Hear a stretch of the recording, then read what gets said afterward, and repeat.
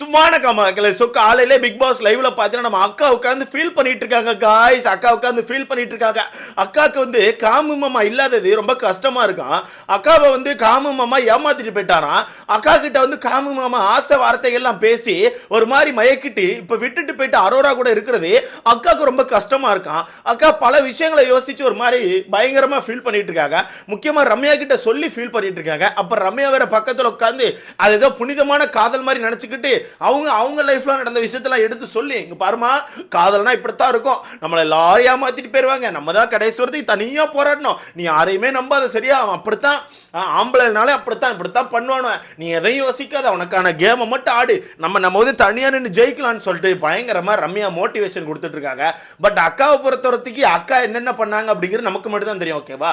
அக்கா இப்ப எப்படிலாம் சொல்றாங்கன்னா காமு வந்து பேசுற மாதிரி பேசி ஒரு மாதிரி க்ளோஸ் ஆகிட்டு இப்போ விட்டுட்டு போயிட்டான், அவனாதான் வந்து பேசினான், அவனாதான் என் கூட வந்து க்ளோஸ் ஆனான், அவனாதான் என்கிட்ட வந்துட்டு நீ பார்க்க என்னோட எக்ஸ் மாதிரி இருக்கேன்னு சொல்லி சொன்னான், எல்லா விஷயத்தையும் பண்ணிட்டு இப்போ டக்குன்னு விட்டுட்டு போனா எப்படிரா கஷ்டமா இருக்கும்லடான்னு சொல்லிட்டு அக்கா பயங்கரமா பேசிட்டு இருக்காங்க. இதை பார்க்கும்போது எனக்கு ஒரு விஷயம் மட்டும் பக்காவா புரிஞ்சு போச்சு, அக்காவுக்கு இப்போ துணைக்கு ஆள் இல்லை. ஓகேவா? அக்காவுக்கு இப்போ துணைக்கு ஆள் இல்லை. இதுக்கு முன்னாடி தண்ணிப்பழம் இருந்தாப்புல தண்ணிப்பழத்தை பிடிச்சி வச்சு ஒன்று ஏதாவது ஒப்பாரி வச்சுட்டு இருப்பாங்க, ஏதாவது புலம்பிட்டு இருப்பாங்க. அதனால தண்ணிப்பழம் இருக்க போய் அக்காவுக்கு ஒன்றும் தெரியல. இப்போ தண்ணிப்பழம் இல்லை அப்படிங்கிறனால அக்காவுக்கு யாருக்கிட்ட போய் புலம்ப, யாருக்கிட்ட போய் உட்காந்து பேச, யாரை வச்சு கண்டென்ட் பண்ண, யார் அந்த வீட்டுக்கு மனித வெடிகுண்டா மாத்தன்னு தெரியாம அக்கா தவிச்சிட்டு இருக்காங்க. அதனால தான் காமு மாமாவை ரிட்டன் கைக்குள்ள போடுறதுக்கு ட்ரை பண்ணிட்டு இருக்காங்க. பட் இங்க என்னன்னா அக்கா காமு மாமாவை ரிட்டன் கைக்குள்ள போட ட்ரை பண்றதெல்லாம் ஓகே, ஆனா அரோராவை ரிட்டன் ஏன் கேவலப்படுத்திட்டே இருக்காங்க? இன்னைக்குமே அரோராவை லைட்டா கேவலப்படுத்துற மாதிரி தான் எனக்கு தோணுச்சு. பட் உண்மையாவே காமு மாமாவும் அக்காவும் அந்த அளவுக்கு க்ளோஸா இருந்தாங்களா என்ன? உண்மையாவே இவங்க ரெண்டு பேருக்குள்ள லவ் உருவாச்சா என்ன? மொத்தமா பார்த்தரலாமா? சோ வீடியோக்குள்ள பார்க்க முன்னாடி மறக்காம இந்த வீடியோ லைக் பண்ணி சேனலை சப்ஸ்கிரைப் பண்ணிக்கோங்க. நீங்க போடுற ஒவ்வொரு லைக்கும் தான் நம்ம வீடியோன்னு ஒரு 10 பேரை சஜஸ்ட் பண்ணும். ஸோ முடிஞ்ச அளவுக்கு லைக்கை போட்டு சேனலை சப்ஸ்கிரைப் பண்ணிக்கோங்க. ஃபர்ஸ்ட் அக்கா வந்து காமு மாமா கிட்ட க்ளோஸ் ஆனது 2வது வாரமும் 3வது வாரம் தான். ஓகே, எனக்கு தெரிஞ்சு 3வது வாரம் நினைக்கிறேன். அக்கா அப்பந்தான் காமு மாமா கிட்ட க்ளோஸே ஆக ஆரம்பிச்சாங்க. அதுக்கு முன்னாடி வரத்துக்கு காமு மாமா அரோரா கூட தான் சுத்திட்டு இருந்தாப்ல. ஓகேவா? அரோரா, காமு மாமா, துஷார் இந்த 3 பேர் தான் ஒரு மாதிரி சுத்திட்டே இருப்பாங்க.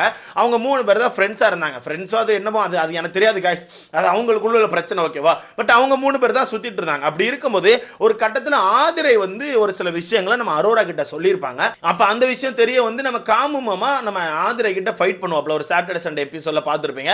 அந்த ஃபைட் அப்ப தான் அரோரா வந்து உன்னை பத்தி எனக்கு இப்பதான் தெரியுது, இதுக்கப்புறம் நான் உங்ககிட்ட பேச மாட்டேன்னு சொல்லி சண்டையை போட்டிருப்பாங்க. அந்த டைம் தான் பாரு வந்து என்ட்ரு ஆனாங்க. ஓகேவா? அதுக்கு முன்னாடி வரதுக்கு பாரு காமு மாமா எப்படி பேசினாங்க தெரியுமா? காமு வந்து ஒரு மாதிரி ட்ரை பண்றான்டா, என்கிட்ட வந்து ஒரு மாதிரி இப்படி கட்டி பிடிக்கலாம் வந்தான்டா, நான் ஒரு மாதிரி குனிஞ்சு போயிட்டு ப்ரோ அப்படின்னு சொல்லிட்டேன்டான்னு சொல்லிட்டு அக்கா சீன் போட்டு தான் சுத்திட்டு இருந்தாங்க. ஓகேவா? பட் அந்த டைம்ல காமு மாமா வந்ததை பார்த்துட்டு சரி ஓகே நம்ம பேசாம கவுத்தி போட்டுலான்னு சொல்லி அக்கா பிளான் போட்டு தான் கவுத்துனாங்க. இதை கலையரசன் கூட வெளியே வந்து சொல்லியிருப்பாப்ல, அக்கா வந்து வாண்டடா கண்டென்ட் பண்றதுக்கு தான் காமு மாமாவை லாக் பண்ணாங்க அப்படிங்கிறத கலையரசன் ஓப்பனா உடைச்சிருப்பாப்ல. அப்படி இருக்கும்போது அந்த டைம்ல லாக் பண்ணாங்க. லாக் பண்ணி நைட்டு ஃபுல்லா உட்காந்து ஒரு மாதிரி பேசுறாங்க. அப்ப காமு மாமாவும் பேசுறாரு. பேசும்போது வா நம்ம வலிக்கு தான் வந்தாகணும், வந்துட்டியா, சரி ஓகே இந்த ஒரு வாரம் பார்ப்பேன் நீ எப்படி நடந்துக்கிறேங்கிறத பொறுத்து அப்புறம் நான் வந்து இது பண்ணுவேன் பார்த்துக்கோன்னு சொல்லிட்டு அதுக்கப்புறமே ஒரு மாதிரி எல்லை மீறி 2 பேரும் போக ஆரம்பிச்சிட்டாங்க. 2 பேருக்குள்ள உள்ள கண்டென்ட் எல்லாமே சாப்பிட்ற லெவலுக்கு போயிடுச்சு, கவர் போட்டு சாப்பிடணுங்கிற லெவலுக்கு போயிட்டாங்க. பட் அப்பவுமே இடையில நீங்க நல்லா கவனிச்சுன்னா அக்கா தப்பிக்கிறதுக்கு சகோதரா, அவன் என்னோட சகோதரன் அப்படின்ற மாதிரி தான் பேசுவாங்க. நீ நல்லா கவனிச்சா உங்களுக்கே தெரியும். ஒரு தடவை கூட கையில வந்து நம்ம காமு மாமா ஒரு மாதிரி எழுதி காமிச்சிருப்பாரு. அப்ப கூட அக்கா வந்து காமு மாமா பத்தி என்ன சொன்னாங்கன்னா, சகோதரா என்ன சகோதரா என்ன இப்படி பண்றீங்கன்னு சொல்லி அக்கா வாண்டடா சகோதரா ப்ரோ அண்ணா இப்படிதான் பேசியிருப்பாங்க. நீங்க பல இடங்கள்ல கவனிச்சிருக்கலாம். ஓகேவா? சோ அக்கா கண்டென்ட் பண்ண மட்டும் தான் ட்ரை பண்ணாங்க. அக்காக்கு இங்க காதலோ இல்லை அதை தாண்டி உள்ள விஷயம் எதுவுமே தேவை கிடையாது.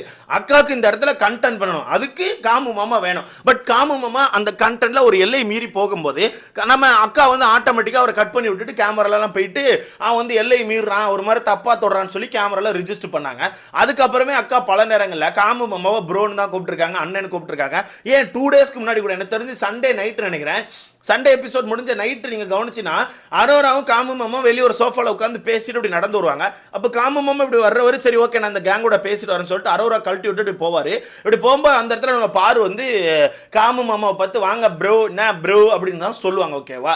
ஸோ அங்கே நிறைய இடங்கள்ல அண்ணன் சகோதரன்னு சொல்லி கூட தான் செஞ்சிருக்காங்க, அது இருக்க தான் செஞ்சிருக்கு. அப்படி இருக்கும்போது காமு மாமா இப்போ பாரு வேணான்னு சொல்லி பிரிஞ்சு வந்துட்டார், அந்த கண்டென்ட்டே வேண்டாப்பான்னு சொல்லி. ஏன்னா பாரு காமு மாமாவை யூஸ் பண்றாங்க அப்படிங்கிற விஷயம் வந்து காமு மாமாவுக்கு தெரிஞ்சுட்டு, முக்கியமா இந்த தோசை மேட்டர்ல நெய் மேட்டரை உடைச்சப்பவே காமு மாமா புரிஞ்சுக்கிட்டார், ரைட் இவ வந்து ஃபுல்லா கண்டென்ட் தான் பண்றா, வீட்டு கண்டென்ட்டுக்காண்டி எதோ பண்ணிட்டு இருக்கா, இப்போ இவளோட கண்டென்ட் நம்ம வந்து பலியாக கூடாதுன்னு சொல்லிட்டு காமு மாமா தள்ளி வந்துட்டாப்ல. ஓகேவா, காமு மாமா சுத்தமா வேணான்னு சொல்லி சண்டையை போட்டு தள்ளி வந்துட்டார். ஓகேவா, ஆனா அன்னைக்கு நைட்டு போயிட்டு நம்ம அக்கா வந்து பயங்கரமா ட்ரை பண்ணாங்க, பேப் அப்படி பேசாத பேப், என் கூட பேசு பேப்னு சொல்லிட்டு பயங்கரமா ட்ரை பண்ணிட்டு இருந்தாங்க. பட் காமு மாமாக்கு வேணான்னு சொல்லி முடிவு பண்ணிட்டார். ஆனா இப்ப காமு மாமா அரோரா கூட சேர்ந்து சுத்துறது நம்ம அக்காவுக்கு பிடிக்கல. ஏன்னா ரெண்டு பேருக்கான அந்த காம்போ வந்து இப்ப வர வர ஒரு மாதிரி நல்லா இருந்த மாதிரி ஃபீல் ஆகுது. ரெண்டு பேரும் ஒரு மாதிரி ஃபன் பண்ணிக்கிட்டு வைப் பண்ணிக்கிட்டு பாட்டு பாடிக்கிட்டு டான்ஸ் ஆடிக்கிட்டு ஒரு மாதிரி சுத்திட்டு இருக்காங்க. ஓகேவா, அது ஒரு மாதிரி எனக்கு அப்பப்போ பார்க்காம நல்லா இருந்த மாதிரி தோணுது. ஏன்னா ரெண்டு பேருமே ஒரு மாதிரி வைபா இறங்கி டான்ஸ் ஆடுறாங்க, பாட்டு பாடுறாங்க, குதிச்சுட்டு சுத்திட்டு இருக்காங்க. ஸோ வீட்டுக்கு ஏதோ ஒன்று பண்றாங்க. ஓகேவா, அதை பார்த்து தான் வியானா இப்போ வெறுப்பாகி பொறாமையில இப்போ எஃப்ஜே கிட்ட ஒரு சில விஷயங்களை ட்ரை பண்ணிட்டு இருக்காங்க. முக்கியமாக நம்ம அரோராக்கு வந்து சாட்டர்டே சண்டே நல்ல கை தட்டாரு, அண்ட் சேதனை கிட்ட வந்து ஒரு சில ஆதரவு கிடைச்சிச்சு. அண்ட் சேதனை நல்லா சிரிச்சு சிரிச்சு பேசுறாப்ல. பிக் பாஸ் வந்து அரோராட்ட நல்லா சிரிச்சு பேசுறாரு, ஒரு மாதிரி ஃபன்னா பேசுறாரு. வீட்டுக்குள்ளேயுமே காமு மாமா அரோரா இவங்க ரெண்டு பேருக்கான காம்போ ஒரு மாதிரி ரசிக்க ஆரம்பிச்சிட்டாங்க. ஸோ அதெல்லாம் பார்த்துட்டு இருந்த நம்ம வியானா என்ன பண்ண ஆரம்பிச்சிட்டாங்கன்னா, நம்மளும் ஒரு காம்போ உருவாக்கும்னு சொல்லிட்டு இப்போ எஃப்ஜே கூட சுத்திட்டு இருக்காங்க. ஓகேவா, அது பார்க்க கன்றாவியா இருக்கிறது வேற எதுன்னு வச்சுக்கோங்களேன். அவங்க சுத்திட்டு இருக்காங்க. சேம் அதே மாதிரி தான் பாருக்கும். அவங்க ரெண்டு பேரும் ஒன்னா சுத்துறது சுத்தமா பிடிக்கல, சுத்தமா பிடிக்கல. ஆனால் வீட்டுக்குள்ள அவங்க ரெண்டு பேரும் ஒரு மாதிரி தனியாக வைப் பண்றாங்க, தனியாக ஜாலியாக பேசிட்டு சுத்துறாங்க. அதை பிடிக்காம பொறாமையில உட்கார்ந்து அக்கா இப்படி பேசிட்டு இருக்காங்க. எப்படி காமு மாமா வந்து வாண்டடா பாரு முன்னாடி கண்டென்ட் பண்றாராம், வாண்டடா காமு மாமா பார்வை வெறுப்பேத்துறாராம், வாண்டடா அரோராவை கூட்டு வச்சு வேணுக்குன்னு நின்று பேசிட்டு இருக்காராம். இதெல்லாம் அக்கா உட்காந்து காலையில் ஒப்பிச்சிட்டு இருக்காங்க. இதெல்லாம் உண்மையான்னு கேட்டீங்கன்னா எனக்கு தெரிஞ்ச வாய்ப்பே கிடையாது. அவங்க ரெண்டு பேரும் எப்பவும் போல தான் சுத்திட்டு இருக்காங்க. பட் அக்காவோட கண்ணோட்டம் இப்போ மாறி இருக்கு, அவ்வளவுதான். அக்கா வந்து முன்னாடி என்ன கண்ணோட்டத்தில் பார்த்தாங்கன்னா, போனா போயிட்டு போறான் அப்படின்ற மாதிரி பார்த்தாங்க. ஏன்னா துணைக்கு வந்து திவாகர் இருந்தாப்ல. இப்போ போனா போயிட்டு போட்டுன்னு விட முடியல, ஏன்னா துணைக்கு ஆள் இல்லை, காமு மாமா கண்டிப்பா தேவைப்படுறாரு. அதனால உட்காந்து இப்படி பண்றாங்க அப்படி பண்றாங்க. முக்கியமா அரோரா இருக்கால வேணுக்குன்னே கூட்டுட்டு சுத்திட்டு இருக்கான்னு சொல்லிட்டு இருக்காங்க. கொஞ்சம் கூட கூச்சமா இல்லையாக்கா? அவங்க ரெண்டு தானே முதல் வாரத்துலேருந்து ஃப்ரெண்ட்ஸாக இருக்காங்க, முதல் வாரத்துலேருந்து அவங்க ஒரு கேங்காக தான் இருக்காங்க. நீங்கள் தான் கலையரசனையும் தண்ணி பழத்தையும் பிடிச்சிட்டு சுற்றுறீங்க. அப்படி நான் எப்படி பார்க்க போனால் நீங்கள் கலையரசன்ட்டையும் தண்ணி பழத்தையும் தான் சுற்றணும். எதுக்கு இப்போ புதுசாக காமு மாமாவை தேடுறீங்க? சரி, ஓகே, இடையில வந்து உங்களுக்குள்ள பல விஷயங்கள் நடந்துட்டு எல்லாம் ஓகே, நிறைய விஷயங்கள் பண்ணிட்டீங்க. பட் நீங்கள் தான் சகோதரன்னு சொல்லி விட்டீங்களா? என்ன சகோதரான்னு சொல்லிட்டு பிரிஞ்சு போனீங்களா? அப்புறம் என்ன, அவர் தான் வேணான்னு சொல்லி போயிட்டாரு, இந்த கண்டென்ட்டுக்குள்ள நான் வரலப்பான்னு சொல்லி போயிட்டாரு. அப்போ விட வேண்டியதானு கேட்குறேன், விட வேண்டியதானு கேட்குறேன். அதில் உட்காந்து ஒரு ட்ராமா, என்னை விட்டுட்டு போயிட்டான், ஏமாத்திட்டு போயிட்டான். ஏன்னா நேற்று வேற அவங்க ரெண்டு பேரும் சேர்ந்து பயங்கரமாக மொக்க கொடுத்துட்டாங்க ப்ரோ. நேற்று பார்த்தீங்கன்னா பாரு அரோரா கையை பிடிச்சி, உனக்கு நிறையா கல்யாணம் நடக்கும், நிறையா புருஷன் ஆல்ரெடி கல்யாணம் ஆன ஒரு குடும்பத்துலேருந்து புருஷனை பிரித்து நீ கூட்டு போயிட்டேன்னு சொல்லிட்டு வேணுக்குன்னே ஒரு மாதிரி அரோராவை ஒரு மாதிரி கிண்டல் பண்ணுற மாதிரி பேசியிருப்பாங்க. அது கிண்டல்னு இல்லை, அது ஒரு மாதிரி எல்லை மீறி தான் பேசினாங்க. ஓகேவா, ஆனால் அதே விஷயத்த நம்ம காமு மாமா திருப்பி கொடுக்கும்போது அக்காவால் ஏற்றுக்க முடியல.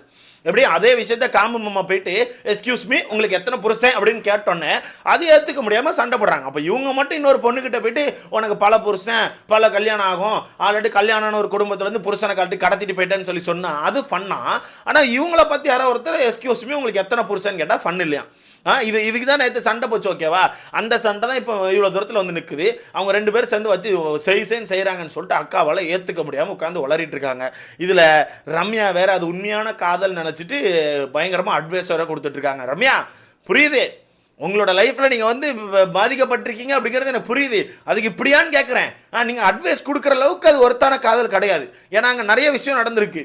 இதில் மாமா கூட உடச்சிருப்பார் ஒரு கட்டத்தில். அந்த தோசை சண்டை நடந்தப்போ மாமா கூட வெளியே போயிட்டு அவர் பேர் என்ன வினோத் கிட்ட ஒரு சில விஷயங்கள் உடச்சிருப்பாங்க. அவர் பெரிய அழகி வெளியே போயிட்டு ட்ரிப்பு போவோம் அது போவோம்னு சொல்லி பிளானை போட்டு நான் காசு செலவு பண்ணணுமா, இவாளுக்கு எதுக்கு நான் காசு செலவு பண்ணணும்னு சொல்லிட்டு மாமா ஒரு மாதிரி கத்திருப்பாப்புல, கண்டிப்பாக பார்த்துருப்பீங்க. ஸோ அந்த வகையில் அவங்க ரெண்டு பேரும் உண்மையாக லவ்லாம் இல்லை ப்ரோ, வாய்ப்பே கிடையாது.